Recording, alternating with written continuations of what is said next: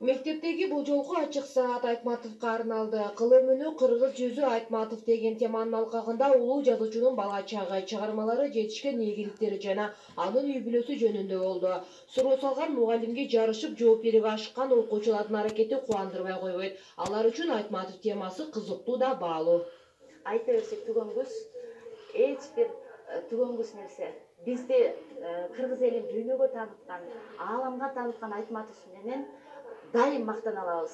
Биздин келечекте дагы балдарыбызды көптөгөн ушул чыгармалары менен дагы көп тарбиялай алабыз. Ошондой эле ачылбаган дагы билбеген нерселердин баардыгын алып балдарга жеткирип, мына ошол чыгармалар менен тарбиялоого дагы күч аракет жумшайбыз.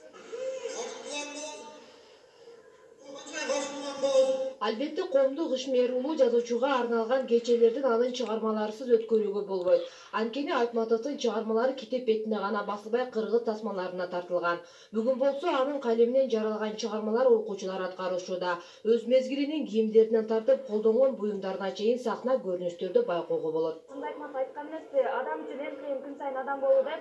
Бул жашоодо адам үчүн эң кыйын адам болуу бул биринчиден жаман сапатын, Чыңгыз Айтматовдун чыгармалары менен жаман сапаттарын оң сапатка оңдоду деп толук ишенем. Кыяматтын эмесин аткардык, ролун аткардык. Бул кыяматта деген Чыңгыз Айтматов көптөгөн чыгармаларына ал жашоодон алынган да. Бул кыяматта табиятка, анан жаныбарларга эме жасабаш үчүн, мисалы үчүн аларга камкор көрүш үчүн, ошон үчүн Чыңгыз Айтматов ошо кыяматты жазып чыккан да. Чыңгыз Айтматов көптөгөн чыгармаларын жашоодон алып, жашоодон жазган деген. Кылым үнү кыргыз жүзү Айтматов аттуу иш-чарага жарыяланган 3 айлыктын негизинде колго алынган. Адамзат коому ким? Аны адамзат коому экологияга жасаган мамилеси кандай? Экологиялык маселелер азыр глобалдуу маселе болуп атат. Биздин Чыңгыз тилде ошо жер жүзүндө проблеманы козгобостон космостук проблеманы козгоп жатат. Вот ошого чейин кандай проблемаларды козгогусу келген, ошолорду окуучуларга жеткирип берүү максатында ушул иш-чараны өткөрүп жатабыз азыр.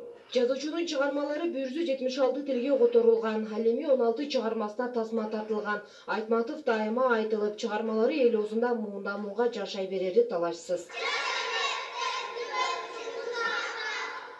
Дина Рамжанова, Уларбек Мырзабеков, Созак району.